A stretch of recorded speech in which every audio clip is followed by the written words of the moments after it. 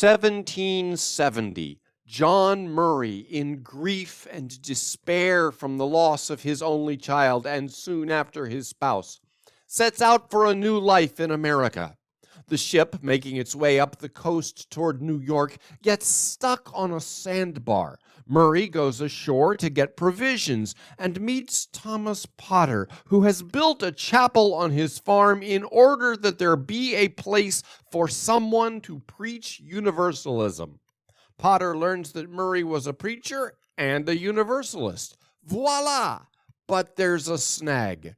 Murray didn't want to preach ever again. He wanted a new life away from all of that. And he needs to be back on the ship where he expects to be off the sandbar and sailing away by Sunday.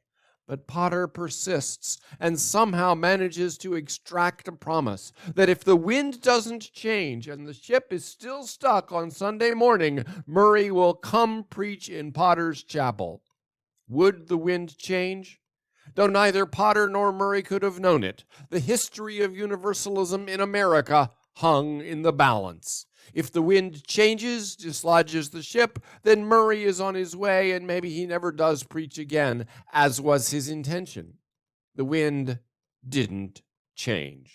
And because it didn't, the development of American Universalism did. Thomas Potter gathered a small congregation of his family and neighbors, and John Murray preached in Potter's chapel. Potter loved it. Most of his neighbors loved it. Murray got back on the ship and went on to New York, but the encouragement and affirmation he'd received changed his mind about preaching. He was soon back again in New Jersey, and from there launched a popular itinerant preaching career.